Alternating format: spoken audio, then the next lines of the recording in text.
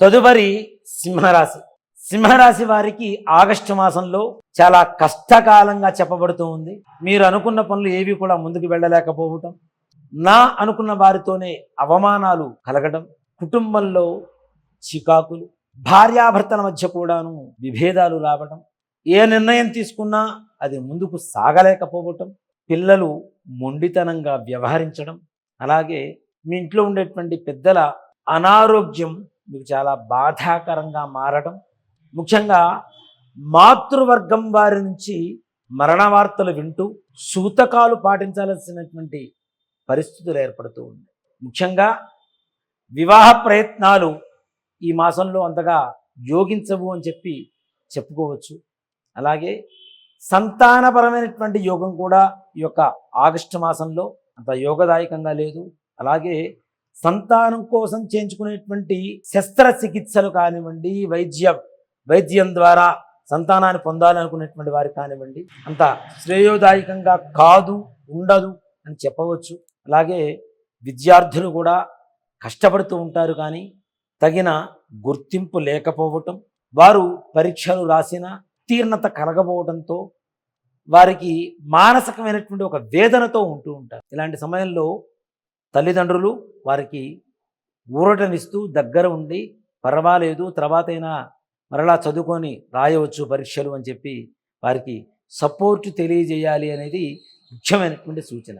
లేకపోతే ఆత్మన్యూనతకు వాడు గురైపోయి ఒక పనికిరానటువంటి ఒక నిర్ణయాలు తీసుకుంటూ ముందుకు వెళ్తుంటారు. కాబట్టి అలాంటి వారికి తల్లిదండ్రుల సహాయ సహకారాలు చాలా అవసరం.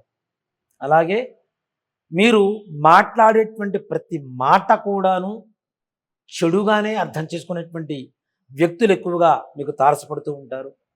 ఇందులో ముఖ్యంగా మీకు రావాల్సినటువంటి డబ్బులు చేతికి రాకపోవటం, మీరు మధ్యలో అడ్డు ఉండి ఎవరికైనా డబ్బులు ఇప్పించినవి కూడా వాటి బాధ్యత కూడా మీరే వహిస్తూ, తద్వారా మీరు కూడా అప్పులు చేసి ఆ అప్పులు తీర్చవలసినటువంటి పరిస్థితులు ఏర్పడటం అనేది సూచించదగినటువంటి విషయం. అప్పు చేయటం అనేది చాలా తేలిక, కానీ తీర్చడం అనేది చాలా కష్టం.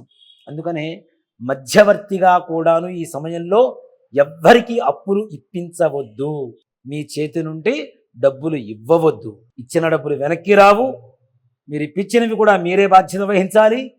అలాగే మీకు అంతకుముందు మీకు రావాల్సినటువంటి ధనం కూడా చేతికి అందకపోవడం వల్ల ఆర్థికపరమైనటువంటి సంక్షోభంలో పడేటువంటి అవకాశాలు సింహరాశి వారికి ఈ యొక్క ఆగస్టు మాసంలో ఎక్కువగా కనపడుతుంది. కాబట్టి తగిన జాగ్రత్తలు తీసుకోండి, అందరినీ నమ్మకండి, నమ్మి మోసపోకండి. ఇక వ్యాపార విషయానికి వస్తే, వ్యాపారంలో పెట్టినటువంటి పెట్టుబడులంతా కూడాను దండగయ్యేట్టుగా, తద్వారా ఆర్థిక నష్టం, నలుగురిలో అవమానాలు, కొత్త వ్యాపారాలు ప్రారంభించాలి అనుకునేటువంటి వారికి కూడాను గడ్డు కాలంగా ఈ యొక్క ఆగస్టు మాసం సింహరాశి వారికి ఉండబోతుంది.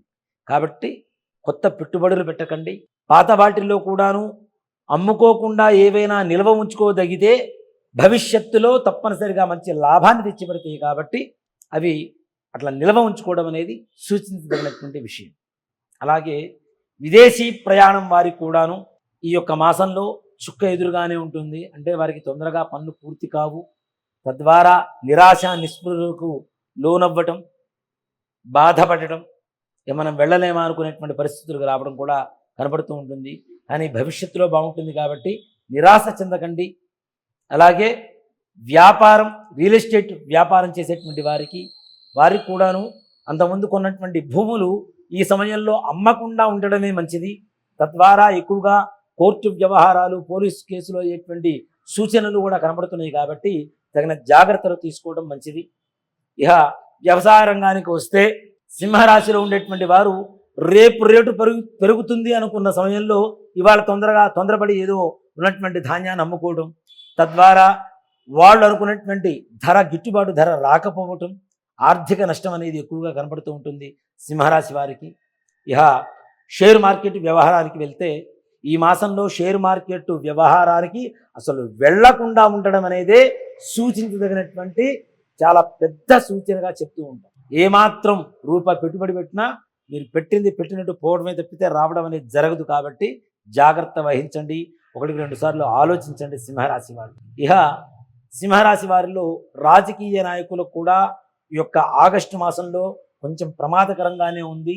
మీకు సంబంధం లేనటువంటి వ్యవహారాలలో మీరు తలదూర్చడం ద్వారా అవమానాలు, లేనిపోని మీకుండేటువంటి బాధ్యతల్ని మీరు విస్మరించేటువంటి బద్ధకం ఏర్పడటం, అతి నిద్ర, అతి ఆకలి, ఇవన్నీ కూడాను ఎక్కువగా పెరుగుతూ మీరు అనుకున్న పనులు సకాలంలో పూర్తి చేయలేక, ముందుకు వెళ్ళలేక, నలుగురిలో అవమానాలు పాలవుతూ చాలా కష్టాలు పాలయ్యేటువంటి అవకాశం కనపడుతున్నది. కాబట్టి తగిన జాగ్రత్తలు చాలా చాలా చాలా అవసరం. సింహరాశి వారు ప్రతి శుక్రవారం కూడాను లక్ష్మీదేవి ఆలయానికి వెళుతూ బొబ్బర్లు అంటూ ఉంటాం, అంటే అలచందలు చక్కగా ఉడకబెట్టుకొని వాటిలో పోపు వేసుకొని శుక్రవారం రోజున దేవాలయం బయట ఉండేటువంటి బీదనారాయణులకి తలా గుప్పెడు గుగ్గిళ్ళు పెడుతూ, ఈ బొబ్బర్లు గుగ్గిళ్ళు పెడుతూ చక్కగా వాటితో పాటు ఏదైనా దక్షిణ అంటే కాయిన్స్ రూపంలో, నాణాల రూపంలో వారికి దక్షిణ ఇచ్చి ఆ యొక్క శుక్రగ్రహ అనుగ్రహం పొందగలిగితే కొంత మేరకు మీకుండేటువంటి కష్టాలన్నీ కూడా తొలగిపోయి అనుకునేటువంటి పనులు నిదానంగా అయినా సరే పూర్తి అవ్వడానికి సంపూర్ణమైనటువంటి అవకాశం కనపడుతూ ఉన్నది. శ్రీమాత్రే నమః. శ్రీ గురుభ్యో నమః.